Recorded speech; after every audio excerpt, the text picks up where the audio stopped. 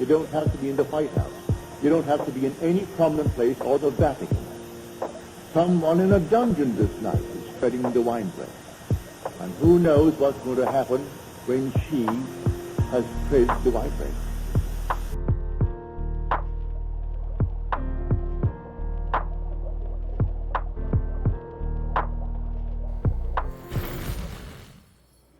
Hey everybody.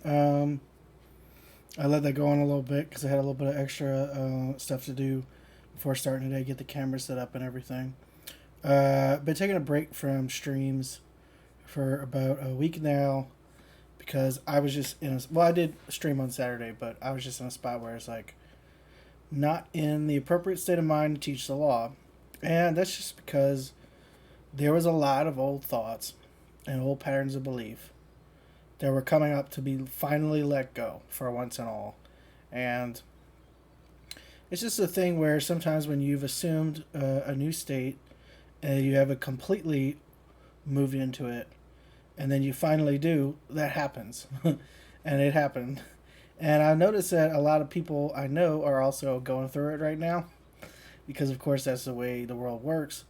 But you should know that when these things happen, they're not negative. They are really for your benefit, and it's really to just remind you of your infinite power. I would also say, okay, so that lecture is listed on YouTube as, if you Google it up, Neville Goddard Law of Assumption. I don't know if that's the actual appropriate title of it, but you can find it by searching it up that way. Let me give a shout out to Complicated, who does all the music for the stream, and he'll be live on Saturday at 3:30 p.m.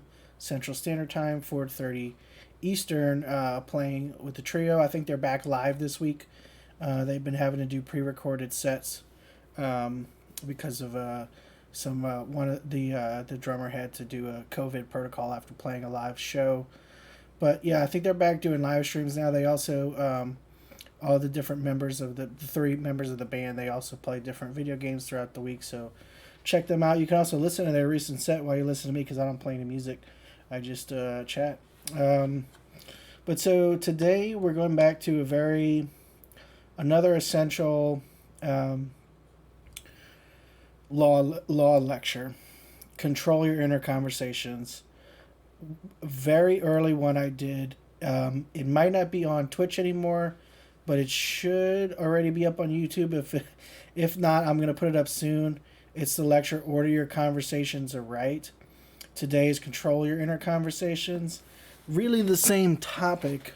So when Neville talks about inner conversations, he is talking about your thoughts, like just your normal thoughts, but he is also talking about this human tendency to bring others to mind and have imaginary conversations with them.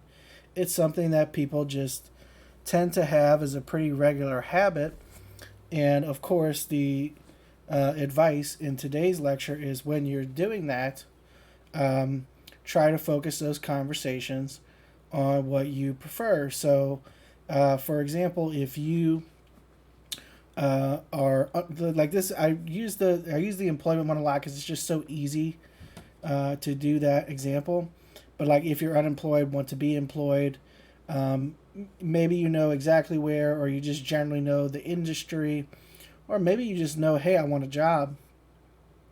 When you're having imaginal conversations with people, and I know we all do this, and it doesn't matter who you're talking to, the point is, you may at some point talk to someone in your mind and find yourself accidentally talking about, I haven't had a job since the pandemic started, and I don't know how to get a job, blah, blah, blah.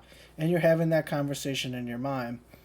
The directive is, when that happens, to stop doing that, stop talking about the job you don't have, and instead, in that imaginal conversation, tell your friend about, or whoever you're talking to, your parent, your partner, someone you haven't seen in 10 years, and suddenly you're having imaginal conversations with them. I know we all do this. Start telling them about your great job, about your great new job that you love so much.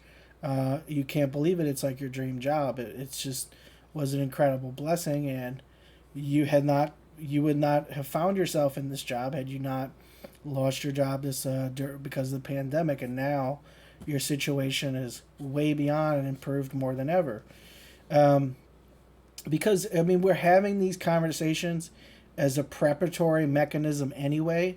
So like, if you know I'm gonna see this person for sure at a certain date, and there's topics that you think are gonna come up or that you want to discuss with them, your mind's gonna start doing this automatically anyway. And the idea is that when your mind starts to do that, to direct and control those conversations to reflect your preferred reality. But it can also mean just in terms of, well, what are you saying with your thoughts? Like, are you talking all the time about, oh man, nobody wants to hire me? Or are you talking all the time mentally about, I'm the best candidate for every job I apply to. It is going to be so easy for me to get a new job. Like I'm like nobody, nobody understands this line of work better than me. Like, employers will be lucky to get someone like me working for them. Or if it's like your personal business, you could just be like, I don't know what everybody's talking about, slow business. My business is doing fantastic. I'm actually doing more orders than I'm ever done. No matter what you see in the exterior world at this point in time, you may not have even gone on an interview yet.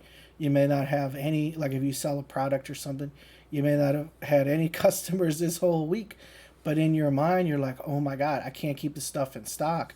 Or wow, all these companies want me to work for them, and I didn't even want me to do an interview. They just offered me the job directly. And these are all like top tier companies. Like, I can't believe that, like, me 5 years ago wouldn't believe I would have these opportunities. Now I'm overwhelmed with opportunities. Keep your mind focused in those sort of places, because they're creating. Those thoughts are the sole cause of the circumstances of your life. And that is Neville's plainest message when it comes to the law, that you're doing it. You're doing all of it. I mean, a lot of people seem to want to focus on everyone as you pushed out, which, yes, is something Neville said, but he also said the whole vast world is yourself pushed out. It's not just people. People, though, are the most important aspect, but it's all God, and it's all being animated by the imagination. Like, it's not just the person you want to be with, or your coworker who's unpleasant that you wish was pleasant, or a family member you're estranged from, or the friend that you want to see doing better. Those are not the only people who are you pushed out. Like the sun, the moon, the stars, every single blade of grass, every object in your room right now, that's all you. That's all you. There's no separation between mind and exterior reality. It's just sometimes there's a little bit of a lag. And that lag is there to protect us and to make sure that we've really focused and honed on a vision that we really want to express. So it's actually a saving grace. Today I was having a little chat earlier with Layla, who may have had to just pop off if she was here. And we were talking about thoughts and beliefs. We talked about a lot of things, but the concept of thoughts and beliefs came up because there's an assumption that you have to believe in something in order for it to manifest. Well, what is a belief? What is a thought? What is a belief? Why do you think they're different? I don't have a quote offhand, but I'm pretty sure Neville's work would confirm this too. The only difference between a thought and a belief is that a belief is simply a thought that you kept thinking with some intensity. It manifested, and then you decided, oh, well, that must be true, so you kept thinking it. And that is the foundation of belief, that you created it as a belief. And as a result, you exclude from your typical thoughts things that you would consider contrary. However, facts flood the world. They're always submissive to your imagination.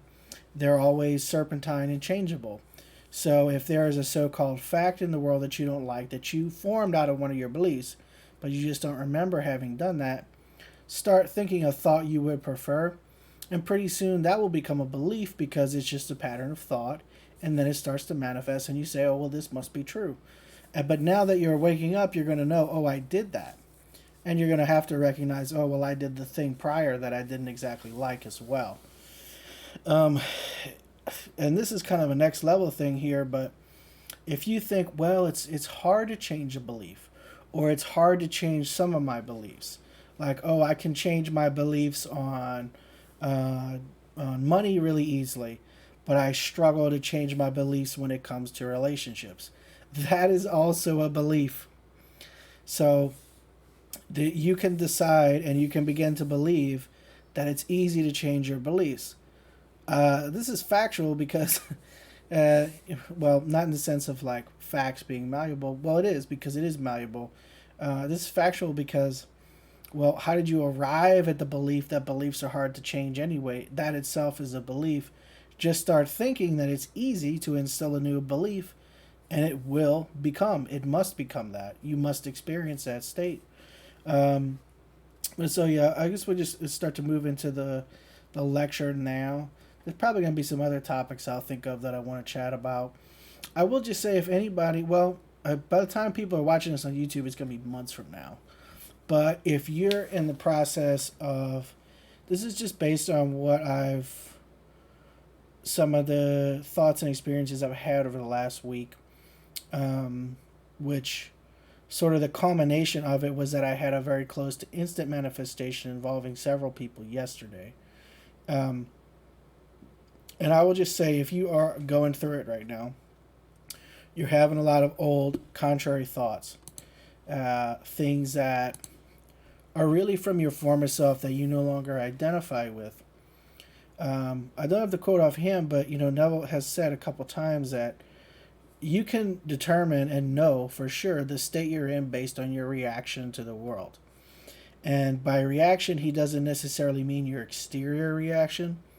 So if someone says something to you that hurts you or upsets you, it's not necessarily, oh, well, I didn't say anything back, I'm totally a new person now. Now, yes, that does indicate some change if you had prior been a fairly combative and bombastic person whenever you felt attacked. But what's going on in your mind? Is your reaction to that still really intense internally? Like, are you still fighting with them and arguing with them in your mind? Or do you now feel like, I don't know what that was about. That is totally some old state nonsense that has nothing to do with who I am anymore. There's a story in one of the books of a lady who had manifested quite a few things she wanted and had shared several of them with Neville over the years. And one of them she shared was that she manifested a trip staying at the vacation house of a lady she knew. And the trip went well. It was a great little manifestation. And after, however, it had been some time after, the vacation was over, and she received a letter from the friend basically saying, thank you for taking care of the place. Hope you enjoyed your trip. And then said, though Neville never mentioned, and perhaps the lady never mentioned in her letter to Neville, basically this friend or sort of loose acquaintance essentially critiqued her in a pretty harsh way for something that the lady had formerly seen as a character flaw that she had been working for many years to eliminate, and felt that, this really wasn't part of who she was anymore.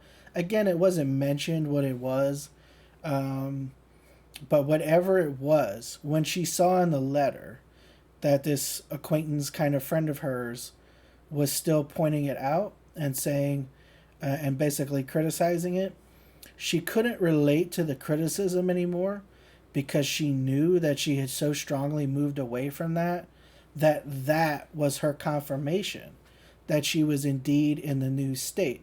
So let's say, okay, I'll make this personal. I'm late to a lot of things. Now, if I suddenly shift into a state of always being on time, and I have been on time for everything for like months now, And it's something I really consciously moved into and decided I was going to appropriate as one of my regular behaviors, who I am now. I'm someone who's on time now, when I had formerly been someone who just isn't on time for things. And, there's one of these sort of similar connections, a loose acquaintance, has some sort of interaction with me and just overtly says, like, oh, you're never on time. I would know then that, oh, no, like, I am, I changed that. And you're only saying that to point out to me, to point out that, oh, that's who I was, and I'm not that anymore. And when that comes up, you're not even going to feel any sort of need to be defensive about it. So if you're going through something similar related to like a big thing you really want to manifest, keep in mind that these seeming contradictions are only confirmations of the change based upon how you react to them. So if you're reacting in the old way, you haven't changed. If you have a totally different and like almost neutral, unfazed reaction, you've changed. Now, the thing is still showing up, but this is probably the last time it's ever going to show up as long as you remain faithful to this state. This is like undoubtedly the confirmation that you've changed and that it's just not going to happen anymore. Congratulations. Your manifestation is, boom, right around the corner, like the totality of what you're wanting to experience next. If it hasn't manifested yet, especially when it comes to like some sort of personality change. All right, let's pop over to the reading right now. All right, and we got some little bit different look today. I always like to have a little different look, though I didn't update the affirmations or assumptions for the day, but that's all right. I think they're good ones. It's in the top left of your screen. I have natural focus on the life I prefer. I am awake to my infinite absolute power. There's no limit to the number of times you should be reminded of that. So I think it's all right that I didn't bother to change it today. Okay, so let's get into Control Your Inner Conversations. This is definitely one of the later lectures, being that it's from 1971. And it's very similar in theme to the one that played during the music. And I will play...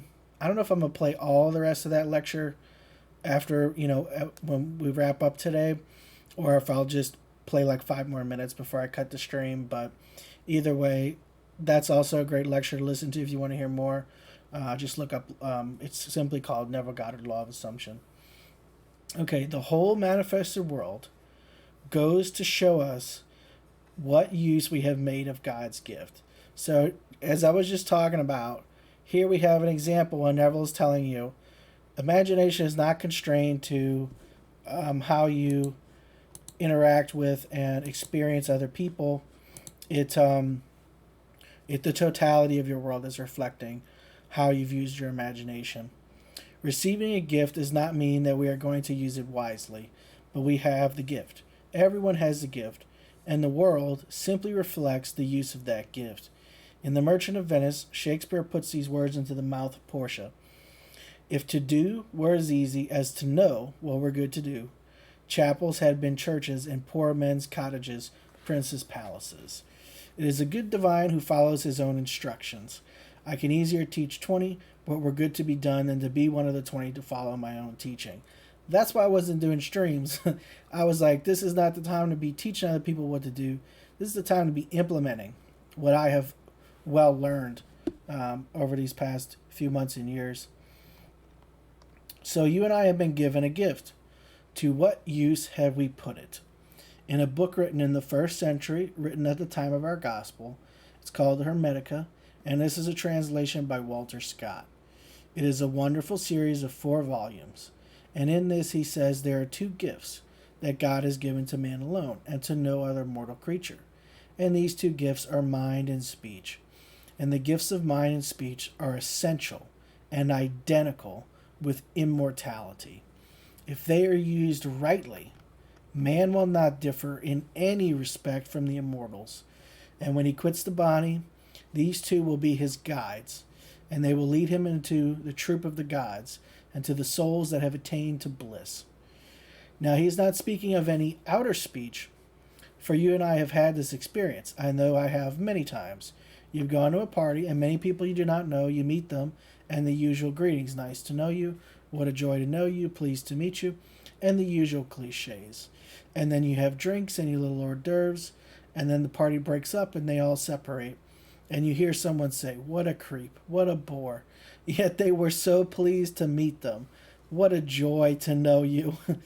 The outer words did not conform whatsoever with what they were really thinking on the inside.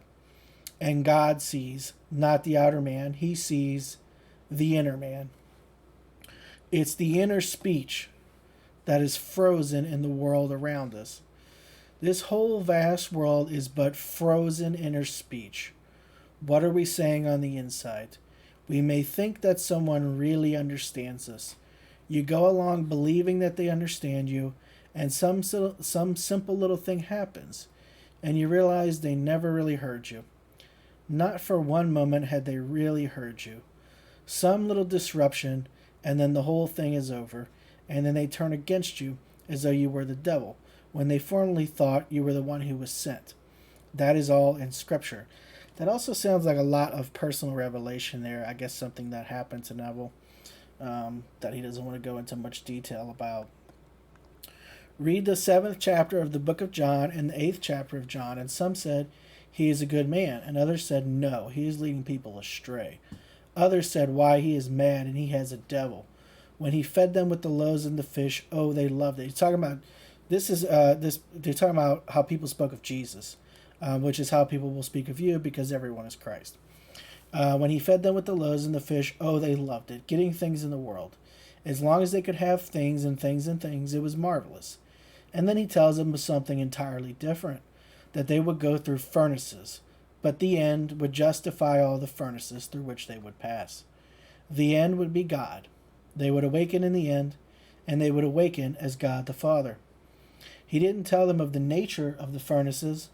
He told them only of the end, and that they would pass through furnaces, and passing through they faltered. They could tell exactly what they were really doing on the inside.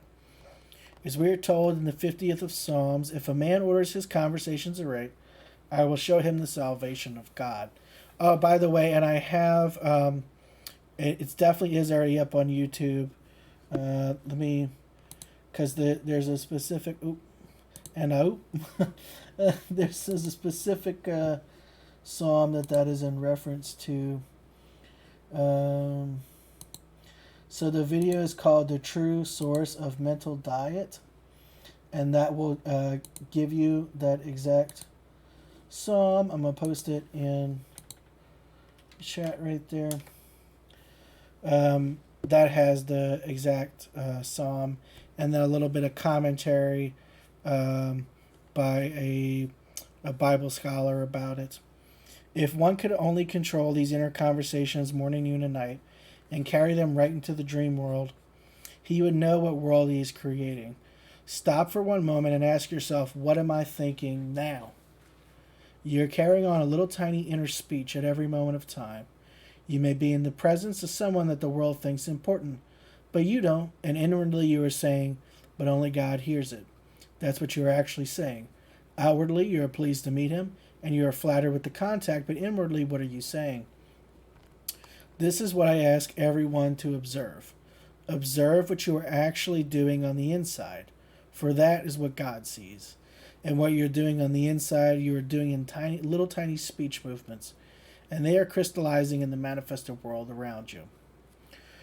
So, if to do were as easy as to know what were good to do, well, we would all be kings. We all will be everything we want to be in this world, but we find it more difficult to do than to know what to do. So I could tell you from now, also by the way, that's an assumption. So I could tell you from now until the ends of time, but only practice will do it. Just practice. Now, to go next level on this, there is a state, there are infinite states of you, infinite versions of you, for whom this is already ridiculously easy.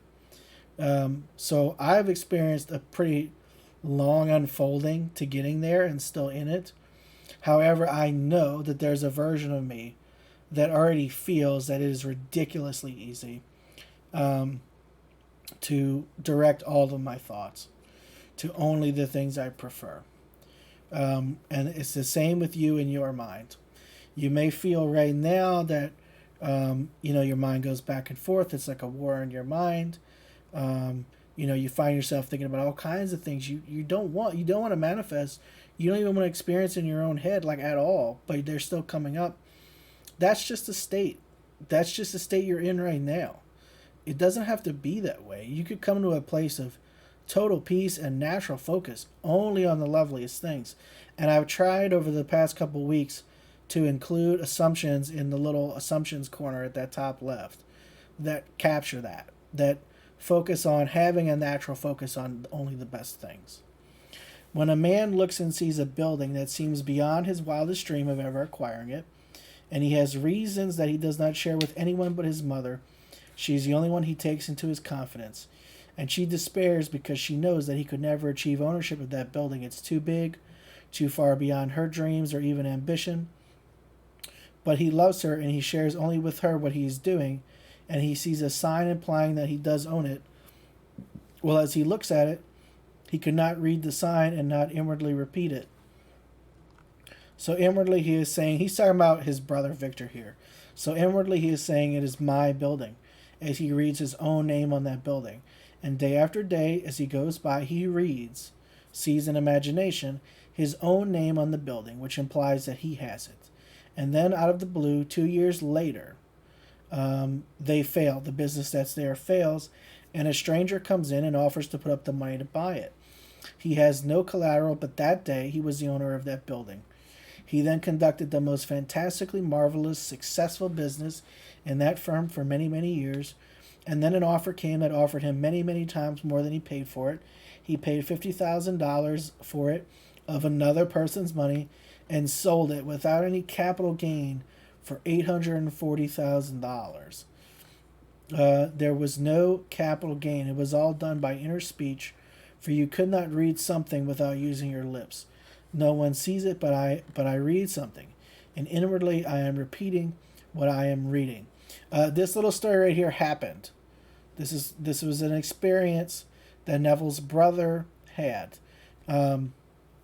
It's definitely been covered in the other lectures we've done, but he's talking about what his brother Victor Goddard did, which was, there was a business that I guess he didn't like that firm. He felt they had cheated his father and him out of the property, and so every day when he saw their name on the building, he just put Goddard on the building. He just claimed it.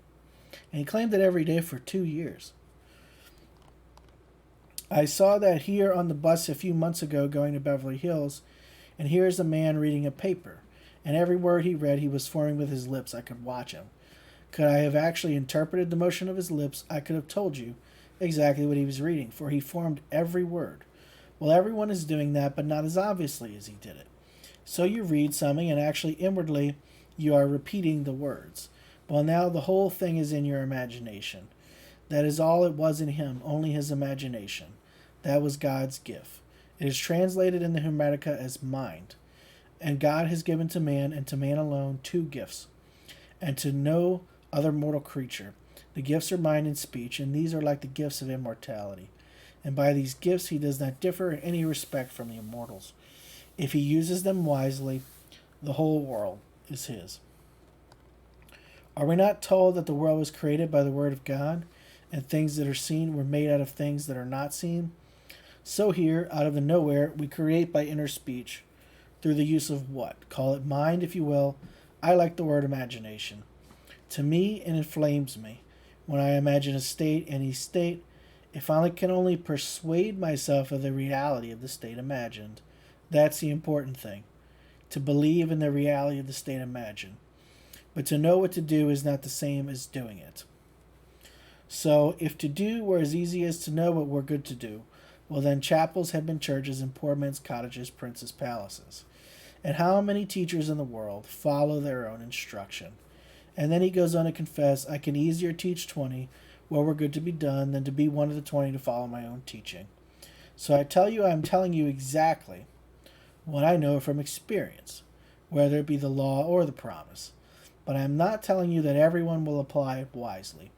I am not telling you that in the end, There will not be a shakedown of those who only pretended to believe it. There are many who came out of a traditional background.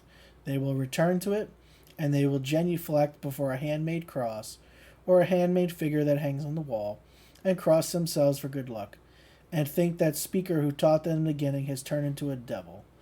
They will, but rejoice because these signs must come. It's part of Scripture. Here, Neville is talking about the fact that a lot of people are going to apply the law, they're going to get a couple things, and then they're going to go back to their old beliefs, their old way of thinking and viewing the world. And that for the experience of people who go on to continue living in the law, receive the promise, teach the law, teach the promise, there are going to be among the people that you're trying to help, the people that you're talking to, these sort of people who are going to turn their backs on you. It's just part of the pattern. If you look through the VODs on Twitch, it should probably still be up. It should still be up by the time this ends up on YouTube. Look up for my Neville, the stream I did on Neville's birthday. Neville's Purpose Revealed. Neville talks a lot about the pattern of the promise. And there are the 4 visions of the promise, but then there's also all these other little things that go on as part of the divine pattern. And this is one of these things. And when they come into my world, I rejoice because the end is upon me. In other words, if you are someone who ends up teaching the law in some capacity, it doesn't have to be, like I'm doing now, where I'm doing this stream to a public audience, or like Neville did where he lectured people publicly. It could just be on a personal level. And maybe, someone in your life is just going to try it a couple times and then turn away and say, yeah, you're crazy, this doesn't work, or whatever. And that's just part of the pattern. And again, you should be happy about that, because that's a confirmation that you're going through that final pattern, that last pattern, the one that you were supposed to be focused on the whole time. Just when they come, and they will come, and they get thinner and thinner as they separate, moving back, because they cannot go forward into the top, under the high places of the mountain. And then you know exactly who understood you and who did not understand you. Let me now make it quite clear. You have the gift. You can speak. Even if you were dumb, you still speak. Inwardly you speak, and you form these little speech movements within yourself. Make them conform to your wish fulfilled. Do what Robert Millikan did when he was a poor boy. He had nothing but a brilliant mind, a great understanding of literature, but he had no money, and he was tired of his poverty.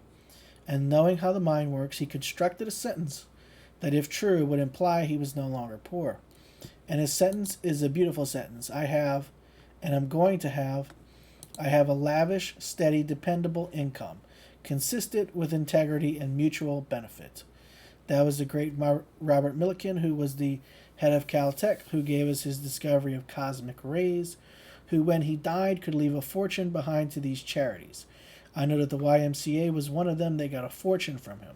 He already settled on his sons and made them financially independent, but he had enough left over to give to his favorite charities, and lived a full, wonderful, marvelous life, where everyone who met him benefited by the actual meeting with that great man, and he started off from scratch, using the simple technique, using the gift of God that he gave to every person in this world, mind and speech. Whether you be a Frenchman or an American or any other nationality, you have speech and you have a mind. Instead of accepting what you have already done with that gift, you simply ignore it. You brought it into being. All this is solidified speech, the whole vast manifested world. So here we have another quote of Neville saying, the whole world is you, as a product of your inner conversations. And you turn from it, and then reconstruct the sentence. Change it, as this one of whom I spoke changed the entire pattern. He was a poor boy, the whole family poor, behind the 8 ball financially, socially, and in every sense of the word. Behind that 8 ball, and he constructed a scene. As he read the so-called letters that implied that the family owned the building, and now he's going back to Victor. He was repeating within himself as he read it, and it took 2 years. He persisted, and at the end of the 2 years, the family owned it. And from then on, you couldn't stop them. And they are still growing and expanding and expanding and expanding because he never forgot how to apply the principle. So he was among those who didn't come within it. He found it just as easy to do it as to know what to do. And others can find it easy to know what to do, but difficult to do it. I've seen it time and time again. I would say to them, do you not know what you're doing to yourself? Yes, but just give me one little moment because I am so enjoying the feeling of getting even with them. You get even with no one. There is no one else in the world. As you are told, I am the Lord, and beside me there is no God. Read it in the 45th chapter of the book of Isaiah. I am the Lord, and beside me there is no God. Now you want the word, he said, the word is very near unto you. It is in your mouth and in your heart, that you can do it. See, I set before you this day life and good, blessings and curses, death and evil. Choose life, that you and your descendants may live. The whole thing is before you. You can choose death if you want it, because the word is on your tongue. It is in your mouth, it is in your heart. And you can do it now. You don't have to ask who will go up to heaven and bring it down for me, or go into the depths and bring it up for me. It is now nearer than you know, in your mouth and in your heart, that you can do it now. Well, what would you do now? What sentence would imply that you are now where you would like to be? You know what to do, and I say it's not knowing what to do, it is the doing it. Someone got the most marvelous revelation. I was there that morning that it happened. He's talking about his wife here, and in the Coin of Heaven.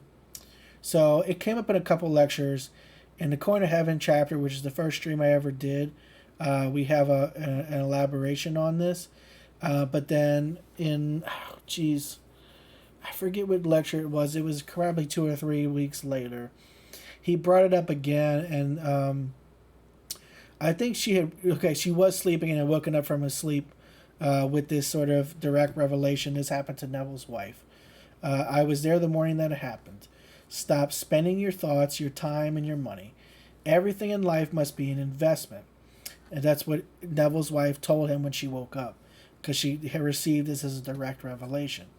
And I so loved it. I incorporated that thought in the chapter, The Coin of Heaven, in my book, Awaken the Imagination, the first stream I ever did on here.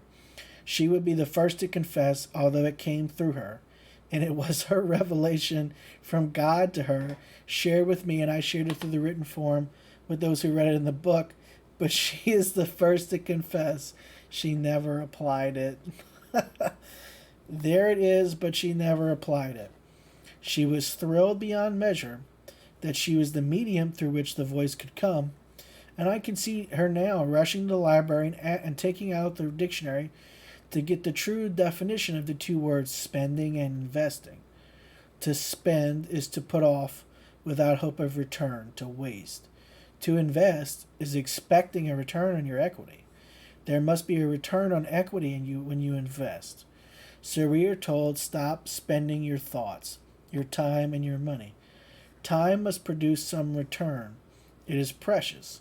Your thought is speech. It must be actually invested, not wasted. And your money, everything must be invested and not wasted. And she's the first to confess. I knew I never really applied that. I thought, well, now it came through and I can go on this normal way, but it doesn't work that way.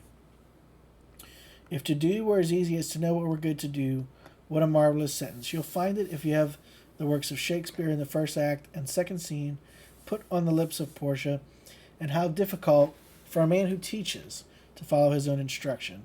And he himself confessed, I can easier teach 20. This is like the 5th time that was mentioned this here. I can easier teach 20 where we're good to be done than to be one of the 20 to follow my own teaching. So I ask you to really apply it. Don't think for 1 second that knowing what to do is going to do anything for you. It's the doing it that matters. So if every moment of time you know what to do, then do it. And actually, as we've discussed before, and there eventually will be put up little short versions of the clips on it. But if you look through the VODs, any that are talking about sin or forgiveness have Neville's definitions of sin. And this is sin, knowing what to do and not doing it. So knowing that you can act in imagination, and it doesn't matter how you do it. It can be, as the Millikan guy did, a very simple sentence that you repeat. It can be some sort of visualization. It can be an inner conversation with the friend. It can be whatever, however you use your imagination. Okay? But you're putting it off. You're not doing it. You're never moving in imagination into the state of your preference. Or if it's some seeming other that you want to manifest for, you're never seeing them have what they've told you 50 times, 100 times they really want. You've never once done it. That's sin. That's sin. Okay. So if every moment of time you know what to do, then do it. If you find yourself carrying on any negative conversation, break it, even though it gives you pleasure, as it does many people. They find such fun in being critical. They think they are alone and no one sees them, so it doesn't matter. No one sees you. The only one that matters sees you every moment of time, and that's your Father. He sees into the very depths of your being, and he knows exactly what you're doing. And your world is built out of these inner conversations. So today, if you're not satisfied with the world in which you live, blame no one, but turn within to these two gifts and use them wisely. For here we are told to order our life according to our conversations. Then in Ephesians we are told, it's the 4th chapter, put off the old nature which belongs to the former conversations, and put on the new nature. The new nature is sometimes translated the new man, and the old nature the old man. Well, if I equate the old nature with the former conversations, I must equate the new man with the new conversations. So he identifies the inner speech with man's nature. So now, what am I actually doing on the inside of myself? Am I doing it morning, noon, and night? I can't stop it. If I stop for one moment, it isn't. You can't stop it. You take into your dreams, and you are still talking. You are really talking at all moments of time. So what are you saying at every moment of time? Watch it. Be careful of what you're saying, because your whole vast world is this inner conversation pushed out. And you can change it only by changing the conversation, because the conversation is equated with your nature. So if you walk the street, or you ride the bus, or you sit alone, you are still talking. At every moment of time, you are talking. And all you need to do to find out what you've been saying is to look at your world. Your world reflects this inner speech. I have seen it every moment of time. I am not going to tell you I have not faltered. I would not for one moment tell you that I am always in control of the inner conversations. The phone rings, this happens, and you told them over and over, and your reaction may not be quite the right one, but you reacted anyway. No one heard it, but you heard it, and your Father heard it, and you're going to build your world based on exactly what you've done. So you watch it morning, noon, and night, because you are going to play this part. The end of everyone's world is Christ. Everyone is moving towards the fulfillment of being God himself. Everyone. And then therefore the story of Christ, as told in the Gospels, you are going to play it. And when he awakes within you and unfolds within you, you are Christ. And you know who you are, and you know you are. You're going to find those who will eagerly take all that you have to say when you give them the loaves and the fish, and then this is going to happen in your life. Do not think for one moment, I came to bring peace upon earth. I came not to bring peace, but a sword, to set a man against his father, and the daughter against her mother, and her daughter-in-law against her mother-in-law. This will happen. And then comes the conflict in the world, and he is accused of being the devil. They say, he has a devil. Why do you listen to him? He is mad. But then when you have awakened from the dream of life, hear these things, you rejoice, because you know your end is near. It has to take place to separate the sheep from the goats, and let them go back into their world, and genuflect and cross themselves for luck. And then those who can actually follow, they will follow, for my own must come to me. So in other words, some people are going to find the law and fall back and keep dreaming the dream of life. And it'll be a while before they wake up. I mean, because we're all one anyway, so it doesn't matter. They're going to wake up. But others are going to come to it a little sooner. They're going to really embrace these teachings, apply them, And through grace, not through acts, so not through acts in imagination or acts in the exterior world, but through grace, receive the promise, and then move on to this next level of creation. We're here to recreate in order to understand. We're learning primarily how to transcend prior creations, so that once we have that skill, we can then reunite within the one body of the Lord and create wholly new things, a wholly new experience of reality. This is basically a little sandbox reality for us to build imaginal skill. This is all addressed in much greater detail in the birthday lecture. You look up celebrating Neville's birthday, Neville's purpose revealed. That's where Neville really talked about these concepts. Because here he's moving away from the law and getting into the larger, the bigger picture here. So I hope that everyone here not only listens, but by the way, this is one of these separating factors. So for anyone that's listening to this on YouTube, and whenever I end up putting this one up, if you're one of these ones who really only cares about, okay, can I come up with a couple affirmations to get the things I want, and then you get them because you're gonna get them, and then you stop caring about doing this, or you're really only interested in the law and the things you can get.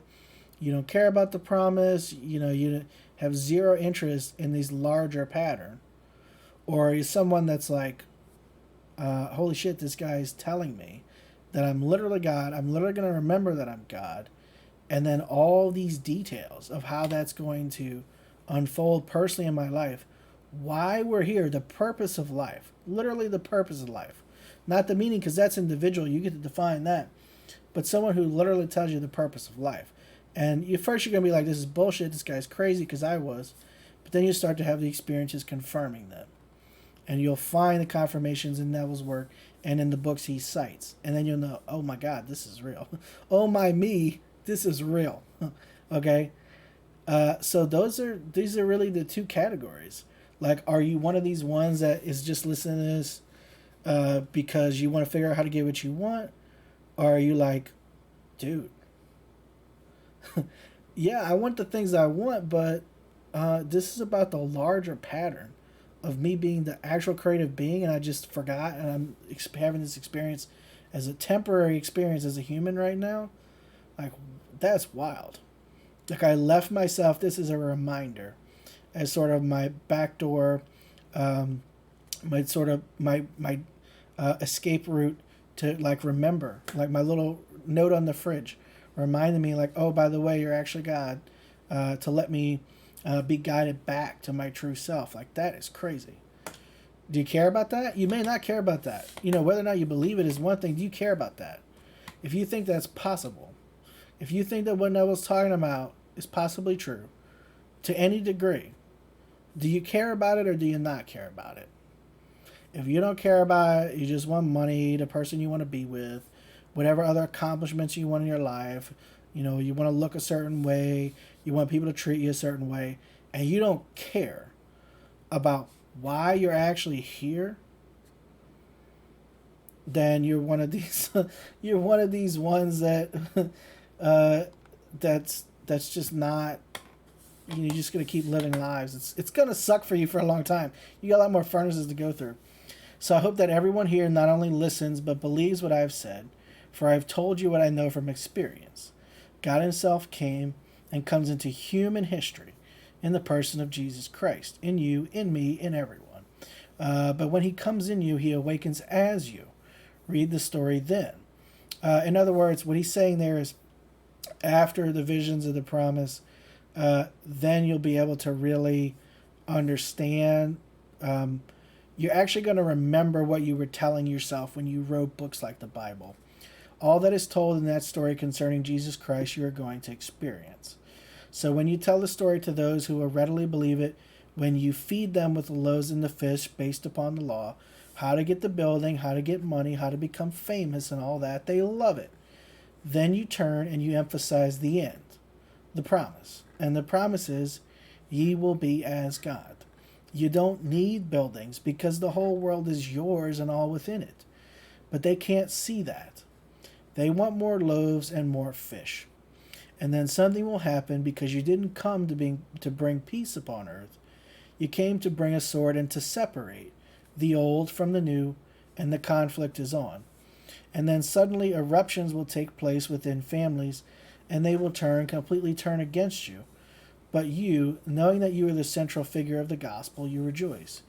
You have nothing but pity for those who couldn't follow beyond a certain point. That's all that you have. No criticism, no condemnation, only pity that they couldn't go a little bit further. But it's all part of the play. Ooh, where did my scroll through? Here we go. So I tell you, you watch carefully what you're saying, morning, noon, and night. When you go to bed at night, just watch your inner conversations and see that the sun is not descending upon your anger. Resolve it at that very moment and make it conform to your wish fulfilled, and make that wish fulfilled a thing of love. What would it be like if it were true? Just what would it be like? Then carry on a conversation from the premise of the wish fulfilled, all clothed in love for anyone that you think of, and watch how things happen in your world. In other words, if you had a bad day, don't go to bed ruminating on the bad day, playing it over and not bothering to change it. No matter what thing it was, revise it, change it to something better. Or if you don't want to revise that individual scene and it's related to some larger desire you have in mind, remind yourself, if you've done a scene before, you have affirmations about it, that's actually your end. Put your focus on the thing of preference. And, certainly if you encountered something like a friend telling you that they want something and you have yet to imagine for it, don't go to bed thinking, because look, I've done it, trying to get less lazy about it. Don't go to bed thinking they're still in that awful state. Go to bed thinking of them having what they want now. Whatever it is. Give them whatever they want. Your night, may I tell you, if that is your last thought, it will dominate the dream of the night. You are completely dominated, and your Father is speaking to you constantly through the medium of dreams and through the medium of vision. And you will see the whole thing unfolding within you, and you will know that you are the Lord Jesus Christ. You don't go out and scream it from the housetops. You know it, and you walk in the comfort of being the awakened man who is God.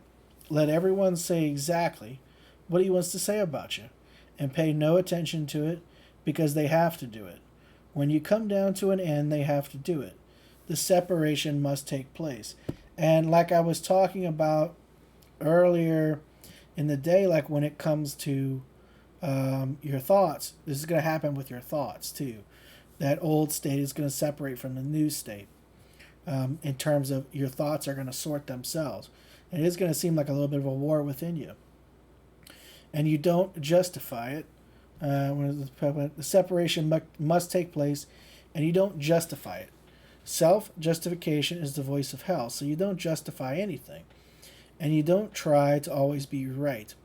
Oh, by the way, when Neville, so this is one that he addresses less than the topic of sin, but when Neville says hell, or when Neville talks about the devil, he's simply talking about doubt. He's simply talking about a wavering conviction, like a back and forth of the mind, an inability to totally focus on the right consciousness, true righteousness, right consciousness, on things being a way you want them to be. So you don't justify anything. You don't try to always be right. Another almost incurable disease of man is the necessity of always being right. So you don't make any effort to prove that you are right.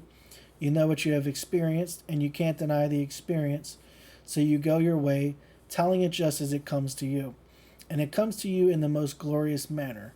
It's all in Scripture, so when you come to an end, you aren't disappointed and you aren't surprised that those you sent off alive and free will now take up arms against you and call you insane, call you a devil, and would disrupt their family life. You know exactly what you've done. You have only told the truth. And when the truth comes into the world, it comes not to bring peace, but a sword. He is going to separate you from that traditional background that enslaved you in the past. Because real progress in this world, religious progress, is a gradual transition from a God of transition to a God of experience. You experience God, and the whole thing reflects it. His Son calls you calls you Father, and there is no uncertainty as to who He is and who you are, and your whole memory returns. And here you stand before your everlasting Son, David, and He knows it, and you know it, and no person in the world could in any way dissuade you from knowing this. You have experienced it, you can't deny it. So this whole little section here, he's talking mostly about the promise. This was all sort of a lot of promise chat, and he was addressing one particular part of the pattern that comes in either between the third and fourth promise, or after the receipt vision of the promise, or after receipt of the fourth vision of the promise. Though for people who haven't even received the promise yet, but they've been teaching the law either publicly or privately for a while, you might encounter this anyway, where people are going to give up on the law and not be interested in things like the promise, or they're just going to talk shit about you. And Neville is simply saying that then is how you know that you're really moving into the new experience of reality. That this is actually the end of you experiencing being human unless you want to animate it again in the future. So I'm telling you what is in store for you. Use the gift wisely. Start now to use it. For if you use it, you are told, I will show you the salvation of God. Read it in the very last verse of the 50th Psalm, which you can look in that YouTube video. I've got the Psalm he's talking about. They translate the word conversations as manner of life, and some the way of life. But in the King James Version, it's always translated conversations. 13 times that phrase is used, and it is always conversations. Put off the former conversation, and then be renewed in the spirit of your mind.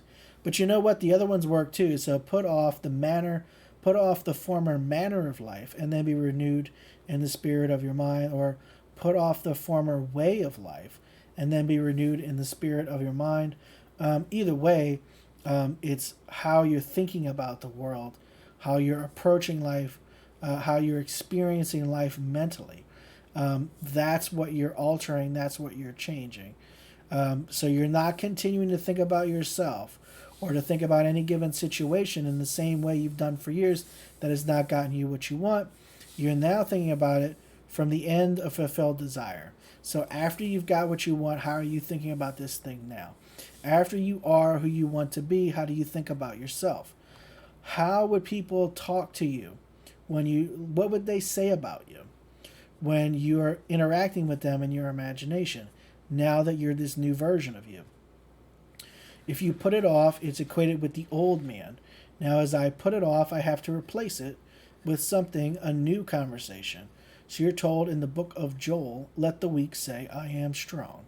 You read that in the 3rd chapter, the 10th verse, let the weak say, I am strong. For there is no other God. I am the Lord, and beside me there is no God. So I set before you, and you make the choice. You can choose life or you can choose death. You can choose the good or choose the evil, a blessing or a curse. It's entirely up to a man to choose anything. And look into this manifested world, and you'll see what we have chosen. But every morning you see headlines, nothing but disaster. You see what man has chosen. He seems either to want it or he is fed it, one or the other. Look at the editorials. We need that in order to sell papers, or else we ourselves are demanding it from him, but you feed upon it. Neville's talking about, here he's talking about the ease with which we allow ourselves to remain in undesirable manifestations by just continuing to absorb them, primarily through something like the news. Morning, noon, and night, we feast upon all this unloveliness and carry on these little internal mental conversations with ourselves. But they don't remain there. They balloon and objectify themselves and become solidified as our manifested world. So this whole manifested world goes to show us what use or misuse we have made of God's gift. And God's gift is your mind and your speech. It's not your outer speech, for we know how deceptive that is. You see it morning, noon, and night. A salesman goes in, and he is trained to deceive the buyer. The advertiser is trained to deceive the buyer. And everything is on the outside. God sees only the inside. Man sees the outer appearance, and God sees the inner man. So when you watch your inner conversation, you are actually watching the new nature. That is your nature. And if you don't like it, change it. You put off the old man and then put on the new man. And he will show you the salvation of God. Not Gad, God. Then the whole thing will unfold within you. I tell you from my own experience, before the promise was realized in me, seemingly I had this conversation with my brother. Formerly, I would argue mentally. We were 5,000 miles apart, and I needed money at that time. And when I found myself arguing with him, I broke it. Tore that entire record up. And whether he sent me a nickel or not, I loved him and praised him and thanked him, and went about my business, not knowing where the next was coming from, for I had spent a fortune by taking off one solid year and living at the same level that I had lived in previous years, and spent money like water. Then came that moment I needed money, and inwardly I carried on a conversation with him, and I thought that's a stupid thing to do. So I broke that record, and then I carried on the most glorious conversation with him, like two lovers, because I do love him and he loves me. And I changed that old man into the new man by changing my conversation with him. Do you know, in no time flat, unasked, a very large, wonderful check came to me, and no request. I didn't appeal at all. I was taking it out on the one I loved, because I myself had spent the money like a drunken sailor. This is Neville's own personal prodigal son, though in this case, the prodigal brother's story. And then here inwardly, I am arguing with my brother. And when I broke it and actually carried on the most loving conversation with him, all about the family life and all these marvelous things, suddenly out of the nowhere came a very large, wonderful check. And I didn't appeal for it. So I'm telling you, so if there's someone in your life that you've been arguing like this, and you have this like resentment towards them, and you keep carrying on these sort of conversations, anytime, you can stop doing that. And just once, just once, see how much better it makes you feel. Have a nice inner conversation with them. Just do it once to see how it feels compared to when you're cursing them out in your head. You'll probably find relief in the moment, and then you might find you like it so much you start doing that all the time. But before you do it even more than once, you may find that the person acts totally differently towards you. So I'm telling you from experience, I know it works this way. Yet, if you're in the mood to argue, you so love the argument, it costs you nothing, so you're having the time of your life. But it doesn't stop there. It's going to balloon and crystallize and manifest itself in your world. So watch it. And do you know, it becomes a pleasant thing after a while to actually carry on lovely conversations. It becomes very pleasant. But if you were honest with yourself, you would say, just what this darling of mine said to me. His wife, I never practiced it. It came through and I recorded it and you used it, but I personally never practiced it. Still inwardly, I carry on the same old conversations that I always did. So I say to you now, as we're going up towards the end, believe me, I would not deceive you. I have told you exactly what happened to me as to the promise. I have told you exactly what I have proven as to the law. It will not fail you. You can take the law and put it into practice now. Don't wait until tomorrow. Do it now and know that if you carry on these conversations, the promise of the 50th Psalm will take form. He will show you the salvation of God. And the salvation of God is simply you awaken as God. That's how he shows it to you. He came and he comes into human history in the person of Jesus Christ. And there's only one Jesus Christ. So when it happens, you are Jesus Christ. You don't change your name. You're still Mary. You're still Stan. You're still John. But when it happens, you know who you are. You don't go and ask the judge to change your name to Jesus. You walk the streets still as Stanley, still as Mary, still as Neville, but you know who you are. And when things do happen, because you know who you are, these things have to happen. They must accuse you of being insane. They must accuse you of being deceitful and leaving people astray. It's all part of Scripture. But you are not amazed. You only have pity and mercy. for those who could not go further than they are, and when they fall by the and then they fall by the wayside. These are the four in which the seed falls: the highway, among the thorns, among the rocks, and then on good soil. And you can't help it. You can only scatter the seed and let it fall where it will. And it will fall on these four kinds of soil. It always falls on four. And as it falls on the good, it will simply rise within them. And they will have the identical experience that you have had. When it falls on the highway, quickly other ideas devour it. When it falls among the thorns, the cares of the world encroach upon it and choke it. If it falls on the rock and the rock is not prepared to let the root go too deep, the sun scorches it, and suddenly something comes up and it's all gone. But the soil has been prepared, it goes deep, and it bears 100-fold. I want to break this down because I feel like for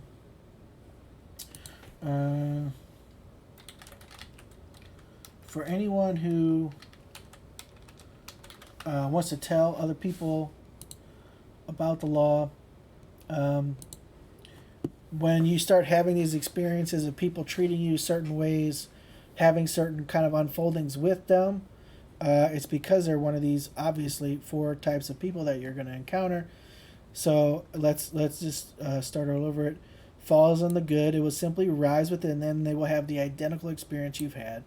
And he is talking about the promise here, but he is also talking about the law. So some people, they're just going to connect with it. They're going to apply the law. They're going to receive the promise. It's great. When it falls on the highway, quickly other ideas devour it. So you're going to tell people about the law. You're going to tell people about the promise. They're probably going to ignore you. They may have an interest for a little bit of time, and then very quickly they're going to be on to something else. They're going to be on to some other belief, on to some other idea, and probably just not talk to you anymore. Probably won't be aggressive towards you, but maybe they will. But mostly to tell you that they're trying something else now. When it falls among the thorns, the cares of the world encroach upon it and choke it. I would think what is going on is this is someone who would otherwise be receptive, but they're just kind of overwhelmed with the world they've created for themselves, so they're not in a state to receive what you're trying to communicate to them. They literally just have too busy of a life, and they just have too much going on, and their mind is to go with thorns here, their mind has too many thoughts that are keeping them out of this state of being able to listen to what you're telling them.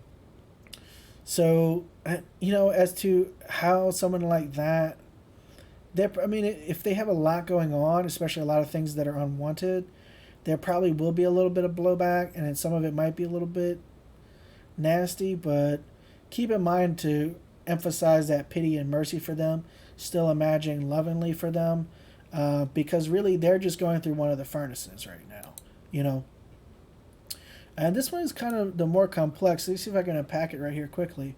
If it falls on the rock and the rock is not prepared to let the root go too deep, the sun scorches it, and suddenly something comes up and it's all gone. I'm thinking here this is very similar to the thorn type person.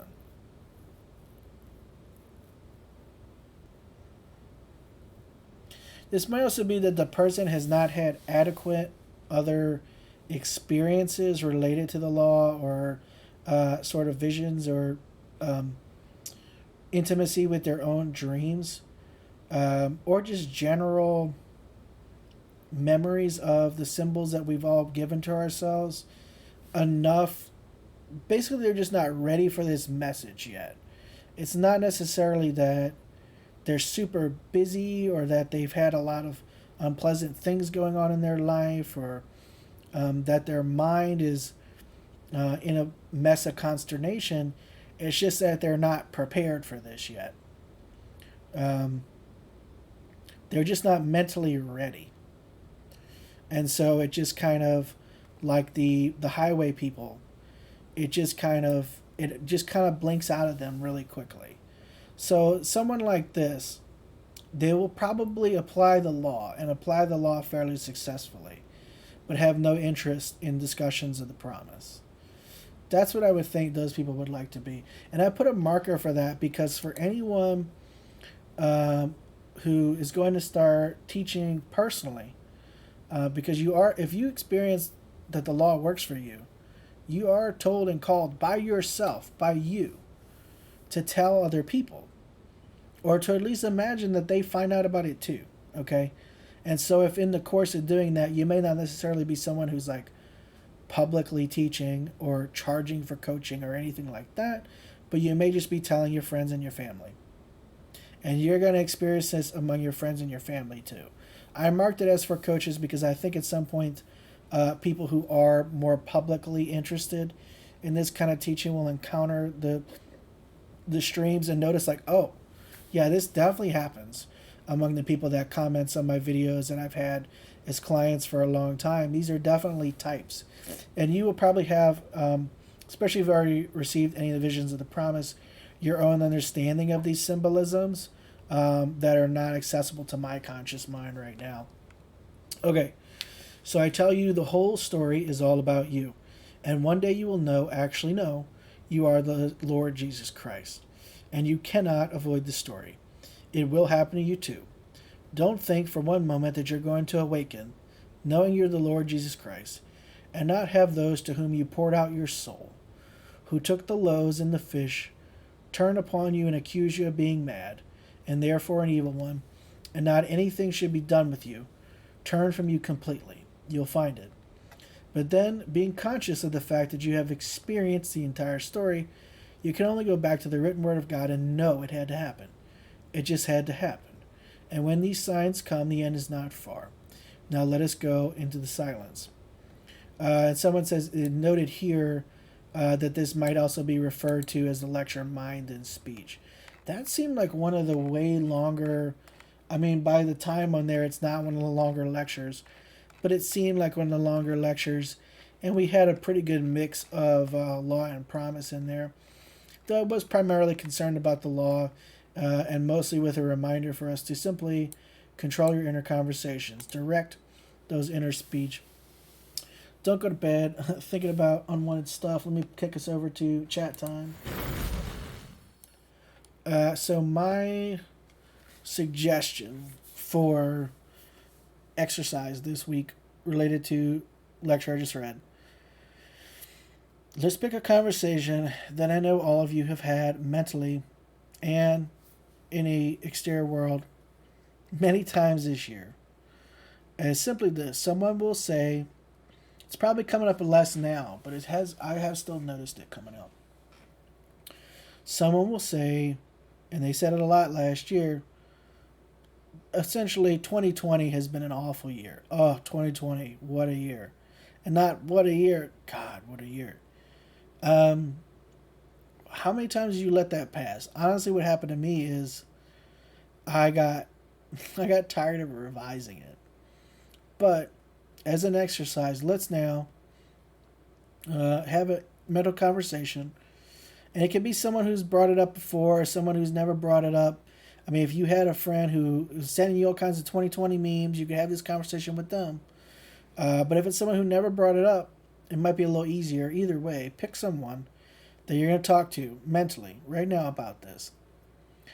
And I would say first hear them tell you, dude, I know everybody talks shit about 2020, but 2020 was the best year of my life. Hear them tell you, I'm sure there's a lot of things they want, they've done told you they want, that you haven't imagined for yet. Hear them tell you all about it. Hear them tell you like, bro, I got a new job, I got engaged, like my whatever business they want is blowing up, like I'm like overwhelmed with creative inspiration, I lost 30 pounds, whatever the things are they want. I got a new car, I got a raise, all those little things they've been telling you they want not happening for them. Work all that into the conversation. And when you reply, do the same. Say, yeah, I know. 2020 was the best year of my life. And then rattle off that list of things that you think you convince yourself didn't manifest last year that you wanted to manifest last year. Have that conversation until you feel like that's a good conversation. That is a good conversation I want to have with my friend. Just do it. See what happens as a result. One of my earliest rants on the stream was how people, like, how silly it is to talk shit about an entire year, because you're literally creating so many unwanted, so much stuff you don't want in your life by saying, "Oh, this year was awful." What a bad idea. What a ridiculously bad idea. But this is just this would be the people who are the highway. They have the highway mind, where they have no idea, or they have the rocks mind, where it's like none of this connects with them on any deep level. They don't realize that this is what's going on, so they just constantly say that, "Oh, what an awful year." When the truth is, if you just said, "This is a great year. Wow, what a great year that was.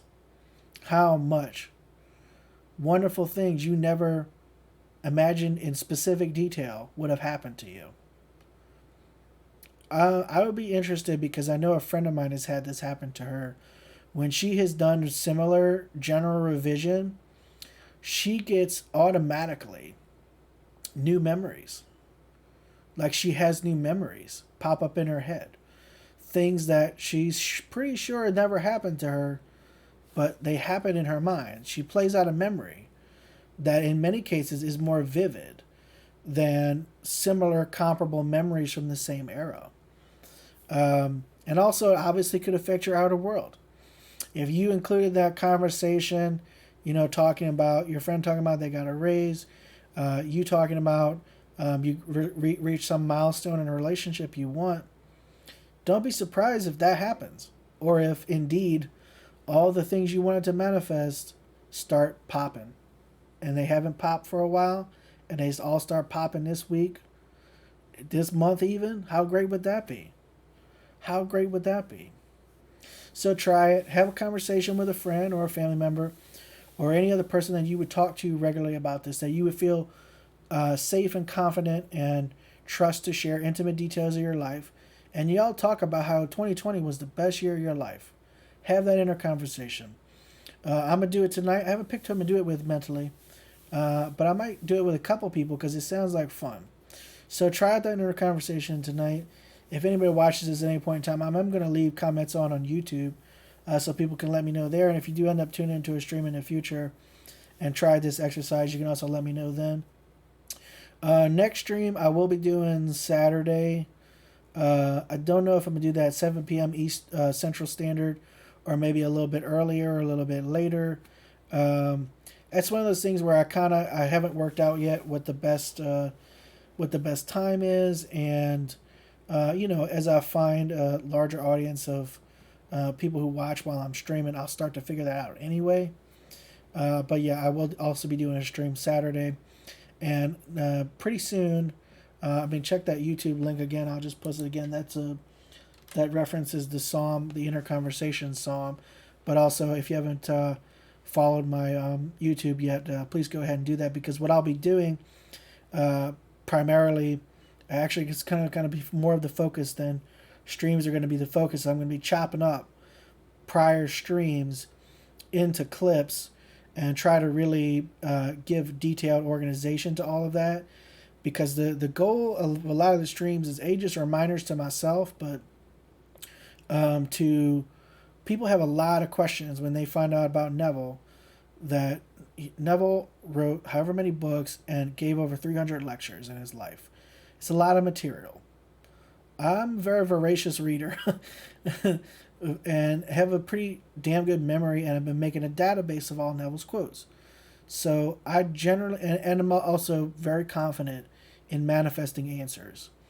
So the goal of a lot of these prior streams and this stream and all the streams is to really well organize all of these answers.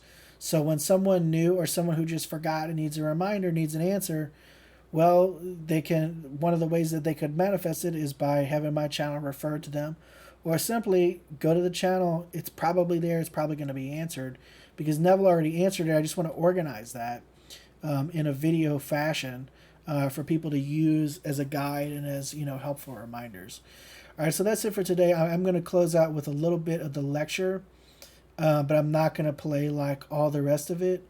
We'll just do like the next 5 minutes and then close it out. But thanks for tuning in. Hope to see you again on Saturday. Peace.